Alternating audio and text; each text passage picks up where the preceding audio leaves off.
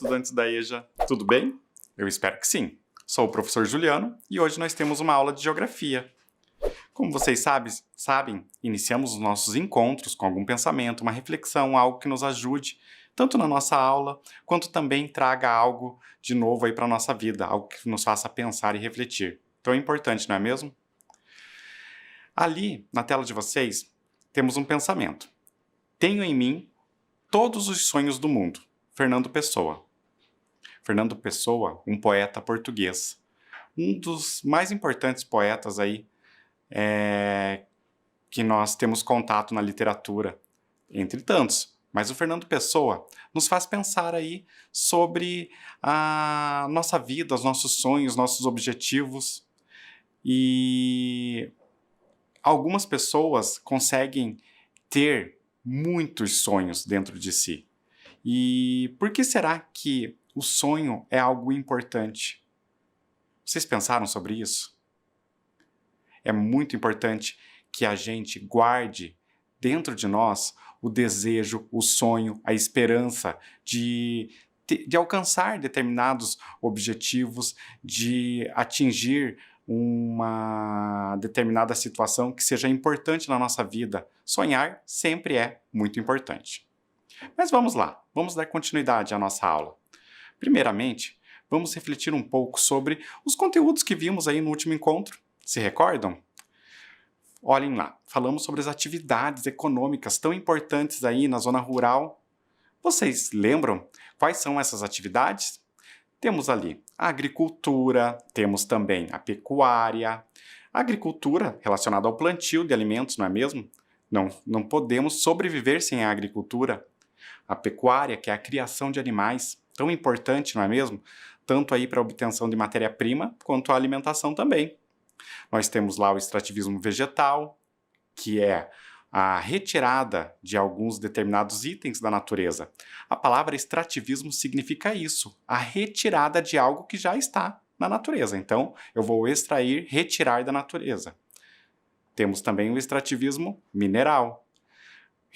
O extrativismo mineral está mais relacionado a tudo que é retirado do solo ou abaixo dele, enquanto o extrativismo vegetal é tudo que é retirado da natureza, ou seja, tudo aquilo que está acima do solo, não é mesmo? Então isso vai diferenciar esses dois tipos de extrativismo. Temos também a pesca, uma atividade econômica muito importante.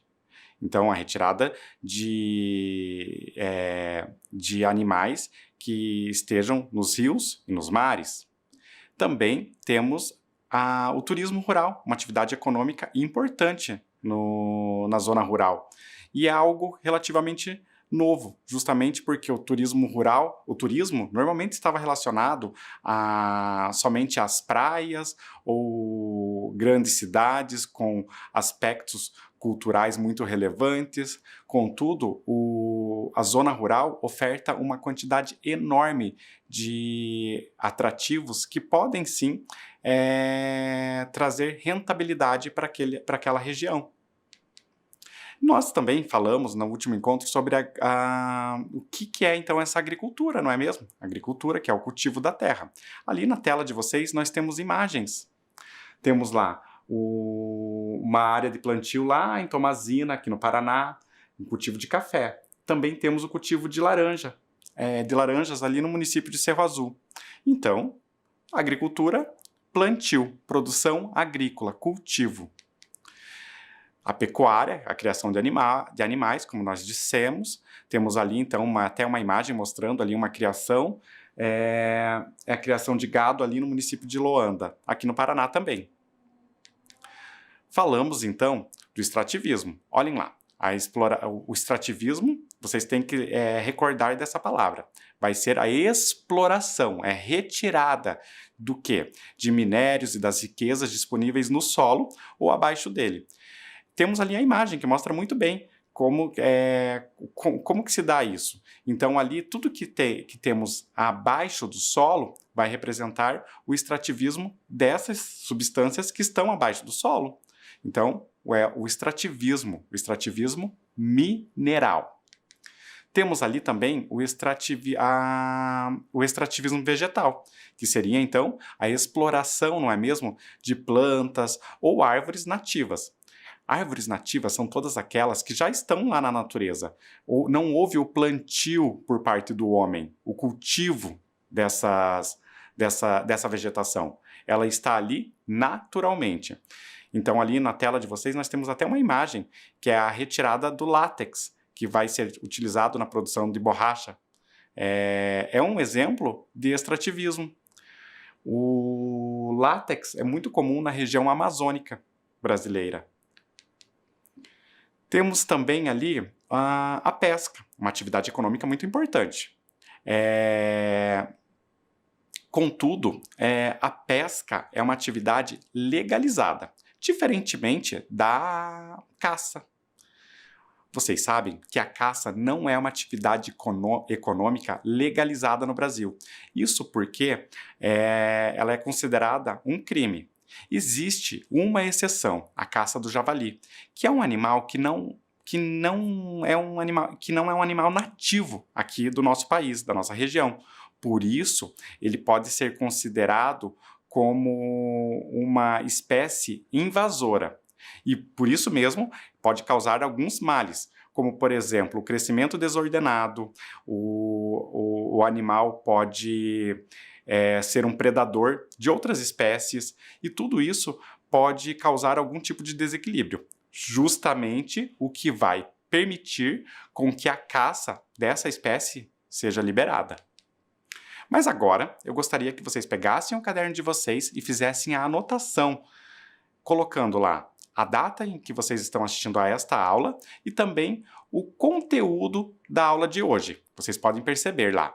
Falaremos então sobre os usos da água nos diversos tipos, de atividades econômicas que nós conhecemos. E também vamos falar sobre o consumo consciente em relação à água. Anotem então o conteúdo da aula de hoje. Vamos lá?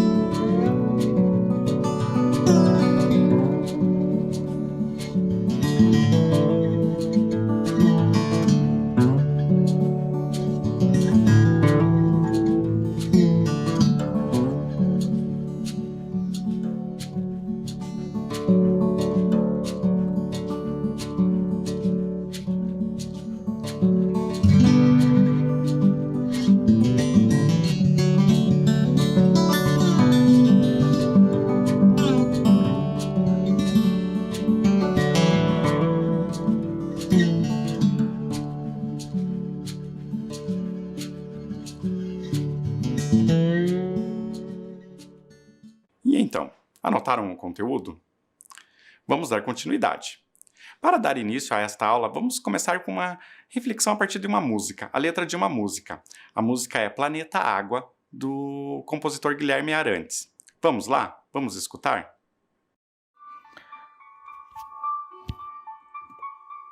Água, que nasce na fonte serena do mundo e que abre um profundo grotão.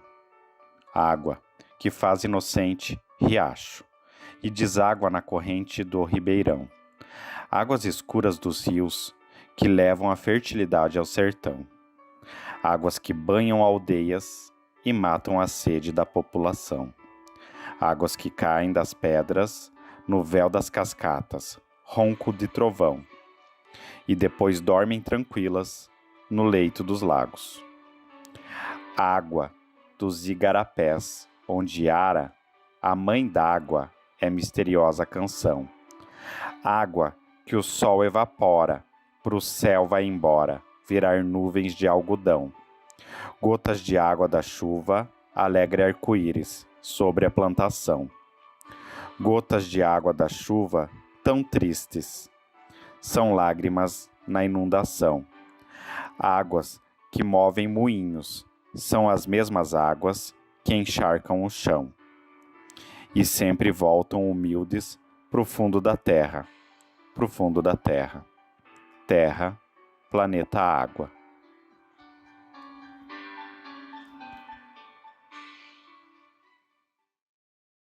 Ouviram? É uma letra de uma música muito especial e nos faz pensar aí sobre muitas coisas. Mas vamos pensar agora pausadamente sobre alguns versos que foram citados aí. Nós temos ali, na tela de vocês, águas escuras dos rios que levam a fertilidade ao sertão. Vocês sabem o que significa a palavra fertilidade?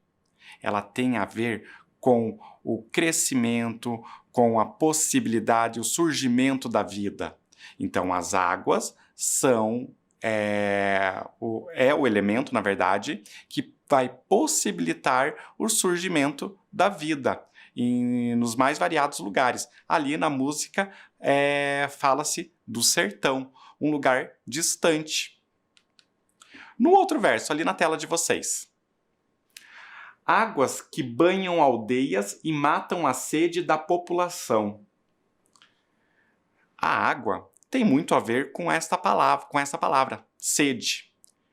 Vocês devem recordar ou devem lembrar imediatamente de água quando pensam em sede.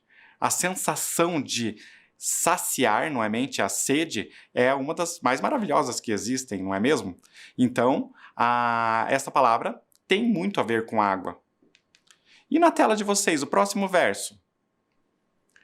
Água que o sol evapora, pro céu vai embora, virar nuvens de algodão. Olhem que interessante. Esse verso faz com que possamos lembrar aí do ciclo da água. O verso fala, água que o sol evapora.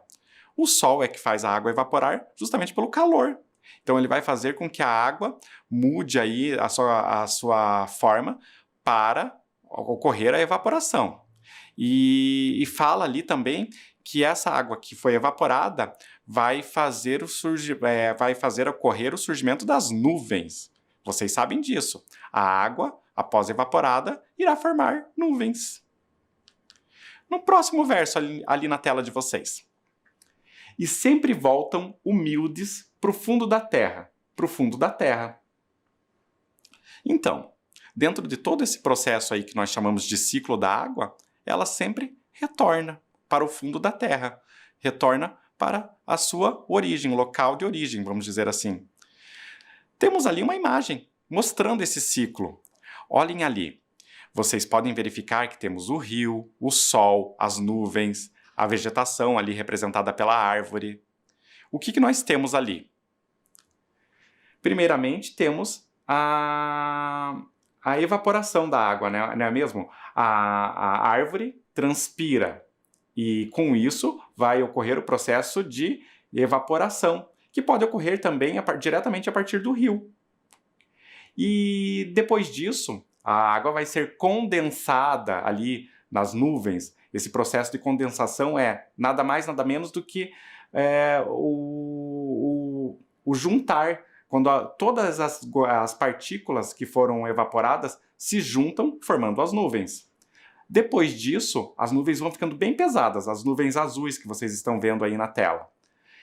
Depois que as nuvens ficam muito pesadas, elas não vão resistir. E o que vai ocorrer? A precipitação. Isso é a chuva. Depois de chover, a água volta para onde? Para a terra. Como disse o verso, a água volta humilde para o fundo da terra. Então, este é o ciclo da água. E agora, nós temos ali algumas reflexões. A água está onde não a vemos. Já pararam para pensar sobre isso? É fácil lembrar de água na torneira, nos rios, nos reservatórios, até a água do mar. Existe água que é muito visível, com certeza. São vários os exemplos. Mas ela também está em lugares que não são tão favoráveis à visualização. Ali na tela de vocês. Tudo o que consumimos exige água em seu processo produtivo. Conhecer o quanto desse recurso é gasto para produzir peças de roupas, alimentos e tantos outros produtos é necessário para termos consciência de sua importância. Então, olhem o que o texto fala, que a água é utilizada em quase tudo que consumimos, roupas, alimentos, e normalmente nós não nos lembramos disso. E então somos levados a uma questão, a questão de ter consciência sobre o consumo de água. A água, então, está em lugares que não vemos. Vocês já imaginaram que foi utilizada água na produção da roupa que vocês estão vestindo? É uma coisa a se pensar, não é mesmo? Então, ali nós temos na tela de vocês os diversos usos da água. Ela pode ser utilizada no abastecimento, o abastecimento de água aí que chega na torneira nas nossas casas. Ela pode ser utilizada na indústria, na fabricação dos mais diversos itens. Ela pode ser utilizada no comércio, tanto na limpeza do local ou mesmo na venda do produto, podemos dizer assim. Ela pode ser utilizada na agricultura. Afinal de contas, nenhum produto nasce ou surge, fertiliza sem água. Então, não existe agricultura sem água. A água pode ser utilizada na pecuária, já que a pecuária é a criação de animais, e nós sabemos que todo ser vivo ali, todo animal, precisa de água para a sua existência. Então, não existe também pecuária sem água. E a água também é utilizada na geração de energia. Isso é algo que nos chama a atenção. Para que exista eletricidade nas nossas casas, é necessário que exista água, porque essa é uma das formas de geração de energia. Vamos ver os demais usos. No abastecimento, que pode ser doméstico ou público. No doméstico, a água é utilizada como bebida, preparo de alimentos, higiene pessoal, não é mesmo? E na limpeza. O abastecimento público pode ser percebido ali nas escolas, hospitais e qualquer outro estabelecimento público. E na indústria, como que utilizamos a água na indústria? Como matéria-prima na produção de alimentos e outros produtos, para lavagem e higienização das áreas de produção. Então a água na indústria pode, por exemplo, ser utilizada como matéria-prima. Como que uma empresa que fabrica refrigerantes vai produzi-los sem água? A matéria-prima, uma das matérias-primas principais, é a água. No comércio, nós temos lá então em escritórios, oficinas, nos centros comerciais, lojas, bares, restaurantes, lanchonetes, todo o comércio precisa de água. Na agricultura e na pecuária, na irrigação para a produção de alimentos, para tratamento de animais, lavagem de instalações, máquinas e utensílios. Então lembrem, agricultura e pecuária utilizam água tanto para a irrigação, no caso da agricultura, quanto na alimentação, na lavagem dos itens que fazem parte da criação animal. E, finalmente, chegamos ali na geração de energia. Como que ocorre? Na produção de energia através da derivação das águas de seu curso normal.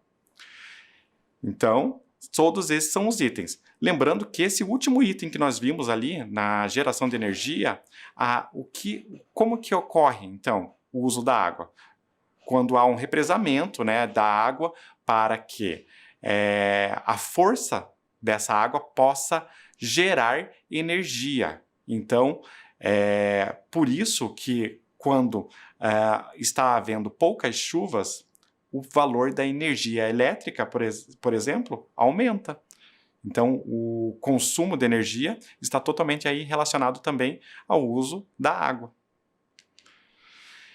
E agora, o impacto do uso da água na produção de alimentos e outros produtos. Então, o uso da água pode sim impactar aí no nosso consumo, ou vice-versa, o nosso consumo impacta o uso da água. Vamos pensar ali, então, o quanto que eu uso de água para a produção de cada um de diversos itens. Vejamos ali, qual é a quantidade de água potável gasta no processo de produção? De produção, por exemplo, de 1 kg de carne de gado. Então, quanto que eu vou utilizar? Eu vou utilizar 18.000 litros de água para produzir apenas 1 kg de carne. É muita coisa, não é mesmo? E quanto que eu uso de água para produzir 1 litro de leite? O litro de leite, que é pouca coisa, não é mesmo? Utiliza-se ali 712 litros de água para produzir apenas 1 litro de leite. E para produzirmos 1 quilo de manteiga, quanto que nós utilizamos de água? Vejam ali, 17.100 litros de água. É muita coisa, não é mesmo? Para produzir apenas 1 quilo de manteiga. E para produzirmos 1 quilo de queijo, quanto de água é necessário? Olhem ali, são necessários 5.280 litros. Muita coisa. Então, para produzir apenas 1 quilo de queijo, precisamos aí de mais de 5.000 litros de água. E para produzir ali 1 quilo de arroz, lá na agricultura, quanto de água precisamos? Vejam ali, 2.500 litros. É muita coisa, não é mesmo? Finalmente, pensando aí na indústria, olha quanto que utilizamos de água para a fabricação de uma peça do vestuário, como uma camiseta de algodão. Vamos precisar ali de mais de 2.700 litros. Então, podemos concluir que a água está em vários lugares que normalmente não são percebidos, não é mesmo, por todos nós aqui. O consumo de água está relacionado, então, com a produção. Tudo que se produz com utilização de água. E o que então, é a água? Esse item que tanto falamos aí. Ali na tela de vocês. É um substantivo feminino. Substância, H2O, líquida e incolor, insípida e inodora, essencial para a vida da maior parte dos organismos vivos e excelente solvente para muitas outras substâncias. Óxido de hidrogênio. A parte líquida que cobre aproximadamente 70% da superfície terrestre, sob a forma de mares, lagos e rios. Interessante compreender aí o que é a água e as características dela. Reparem, na definição existem algumas palavras. Diz ali que a água é incolor, ela não tem cor. A água é insípida, não tem gosto, não apresenta nenhum gosto. Ela é também inodora, ou seja, não tem odor, não tem cheiro. Estas são as características que fazem com que nós possamos entender o que é essa substância, a água. E também falam algo muito interessante, que ela é o componente aí de 70% do planeta Terra. Então, a maior parte do nosso planeta é composta por água. E olhem ali a imagem, mostrando muito bem como que se dá isso. Vocês estão percebendo a coloração azul no globo terrestre? Toda aquela coloração vai mostrar muito bem ali a composição, a parte que é composta por água no planeta. Os continentes, não é mesmo? Apresentam uma cor ali que contrasta com o azul, a cor verde, e mostra muito bem essa diferença. Mas então, se temos tanta água no nosso planeta, por que existe essa diferença? E dizemos que algumas águas são consideradas potáveis. Vamos ver? Segundo o Decreto 5.440, de 4 de maio de 2005, assinado pela Presidência da República, É água própria para o consumo humano, aquela cujos parâmetros microbiológicos, físicos, químicos e radioativos atendam ao padrão de potabilidade e que não ofereça riscos à saúde. Então, água potável é aquela que não vai oferecer nenhum risco aos seus consumidores. É importante compreender que não podemos consumir água não considerada não potável. E existe um nome que normalmente aí nós falamos muito, água mineral. Vocês já ouviram falar. Mas então, qual é a diferença da água comum para a água mineral?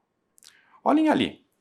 Toda água é mineral. Contudo, algumas possuem maior número de sais minerais. Cálcio, potássio, magnésio, bicarbonato, nitrato, sulfato. Então, esses minerais vão ser muito importantes para a nossa saúde. O que ocorre é que algumas águas possuem um número mais elevado desses minerais e por isso elas são chamadas de água mineral. Mas é importante que vocês entendam que toda água é mineral. Afinal de contas, a água é um minério. E agora vamos pensar ali sobre a quantidade de água no planeta. Olhem ali, temos ali uma imagem que nos faz refletir sobre isso. Olhem ali. Pensem que aquela garrafa representa toda a água que existe no nosso planeta. Ao lado temos um copo bem menor que a garrafa. E ele representa a água doce do nosso planeta. Vocês sabem que no nosso planeta temos água doce e água salgada. De água doce temos 2,7%. Então, é o que cabe ali naquele copo. Na imagem seguinte, temos um copinho ainda menor, um copinho bem pequeno. Vocês devem imaginar um copo que ocupa ali metade do tamanho, é menos da metade do tamanho do que o copo anterior. É a água doce de fácil acesso. O que quer dizer isso? É a água que é encontrada nos rios, nos lagos, nas represas, ou seja, nós vamos ter facilidade em acessá-la. E ali nós temos 0,26%, ou seja, é bem menos do que os 2,7% de água doce. Então a água que nós temos acesso é menos de 1%. Vejam que é um copinho bem pequeno. Mas agora, pensando do que nós temos disponível em água potável, nós temos uma tampinha de garrafa. Por quê? 0,002%. É muito pouco. Então, a água que é própria para o nosso consumo potável é mínima. Então, é por isso que nós precisamos pensar em consumir a água com sabedoria, com consciência. E ali nós temos agora um gráfico que mostra muito bem como está dividida essa água que é própria para os seres humanos no planeta. Vejam lá. No Brasil, nós temos 12% dessa água. Na América, nós temos 46%. Na Austrália e na Oceania, 6% ali representado pela cor verde. Em amarelo, nós temos lá os 7% que estão na Europa e 9% na África, ali representada pela cor laranja. E em vermelho, temos a água disponível na Ásia, 32%.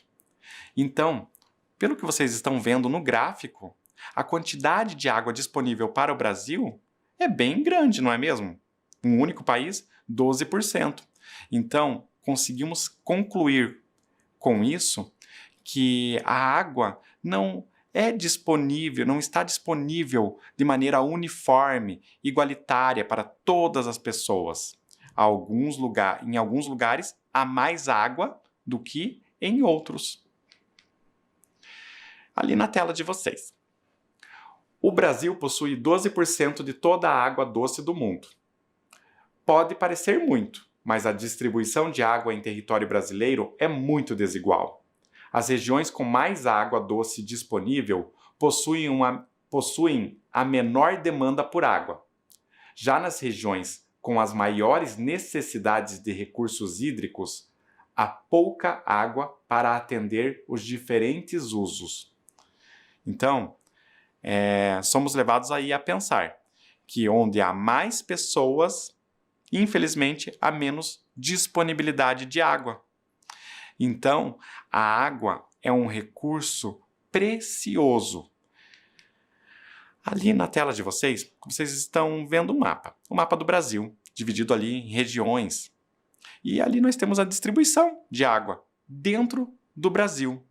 Então, se o Brasil tem 12% aí da água disponível para consumo, não é mesmo, do mundo, como que se dá essa distribuição desses 12% dentro do Brasil? Nós temos ali, então, um mapa. Vejam, com a cor verde, na região norte, está 68% de toda a água disponível do Brasil. É muita coisa.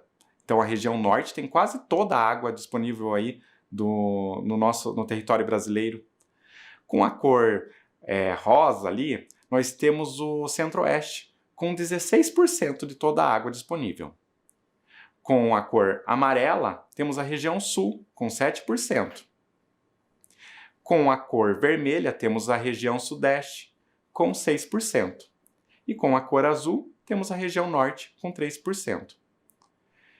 Vejam, a região sul, onde vivemos, tem 7% da água disponível do Brasil. Contudo, e esse número não é tão grande, se compararmos lá com a região norte. Mas pensem, a região sul tem uma população muito grande, assim como a região sudeste. Estas duas regiões juntas não têm, possuem 13% da água disponível. Em compensação, aqui está a maior parte da população brasileira. Percebam como que a água não está nos lugares onde mais se precisa dela. Para vocês compreenderem bem isso, essa questão da porcentagem, vejam, eu trouxe um exemplo. Vocês estão vendo ali na tela de vocês as garrafas.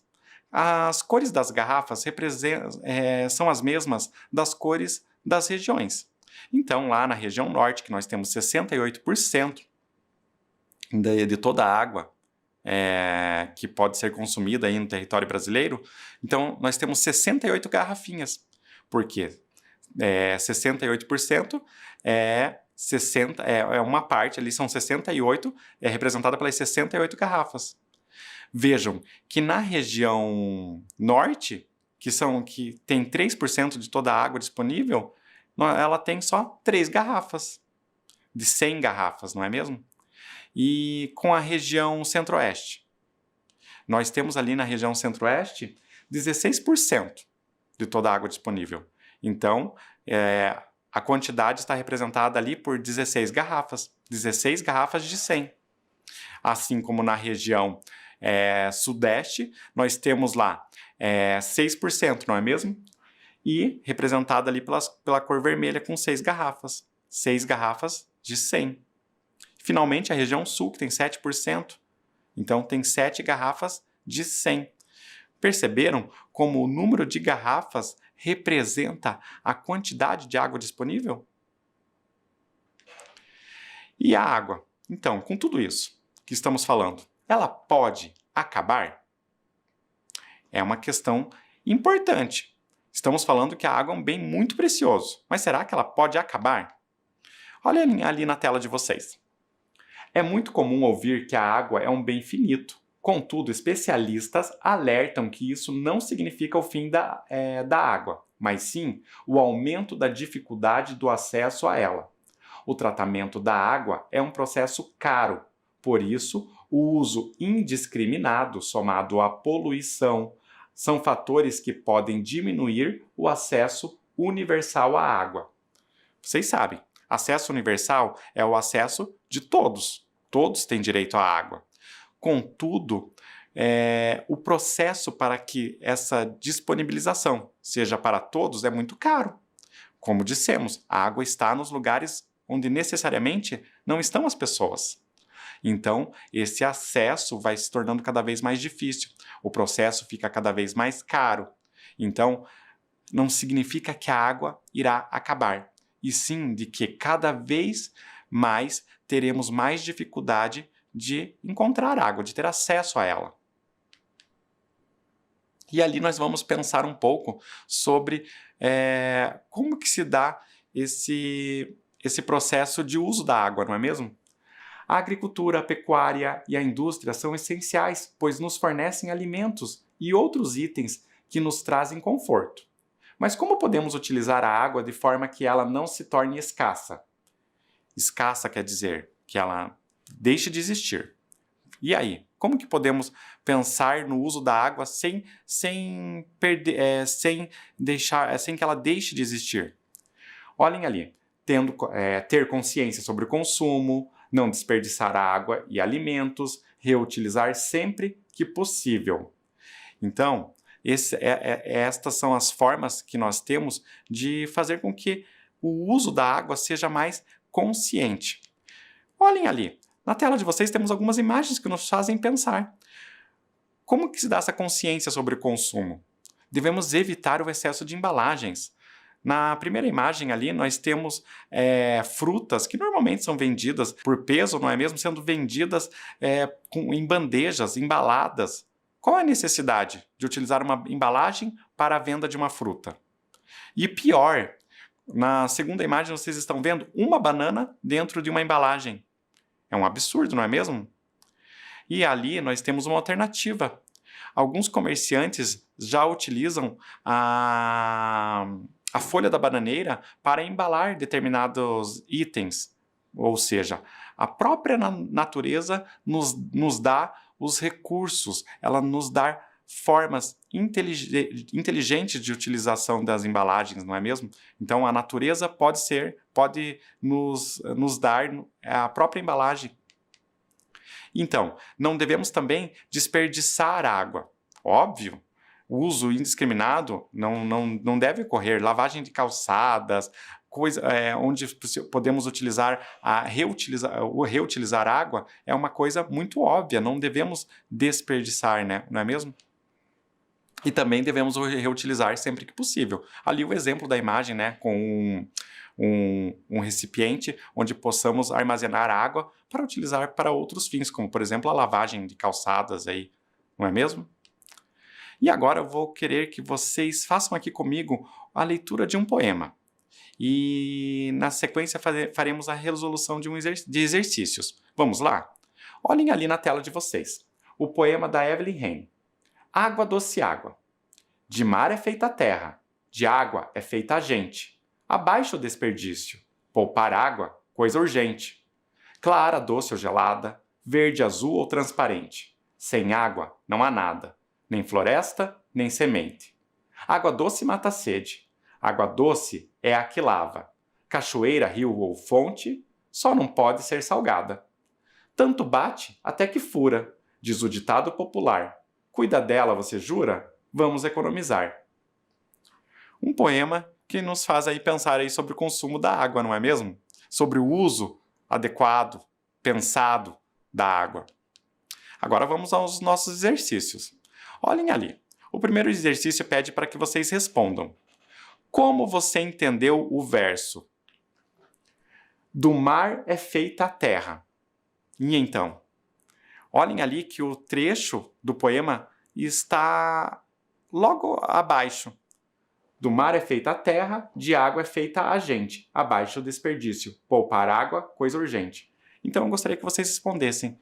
Como vocês entenderam aquele verso ali que está em amarelo? De mar é feita a terra. Eu vou dar um tempo para que vocês respondam. Vamos lá?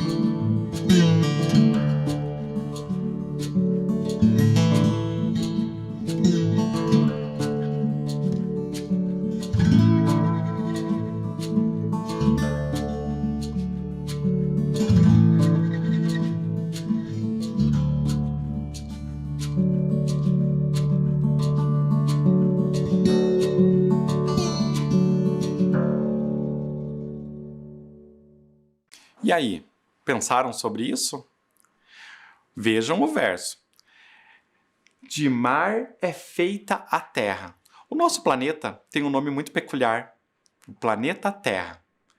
Contudo, a maior parte dele é composta por água. Vocês se recordaram disso? Falamos sobre isso na aula de hoje.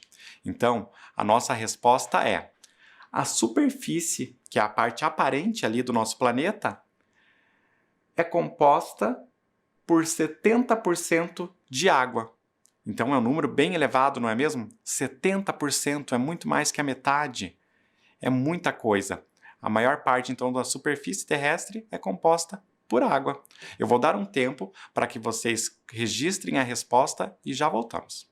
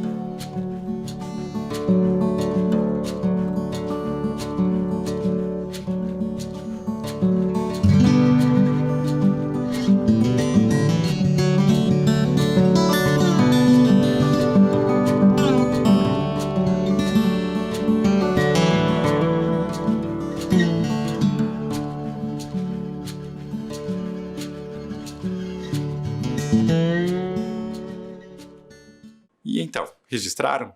Eu espero que sim. Bom, pessoal, hoje estamos encerrando o nosso encontro por aqui.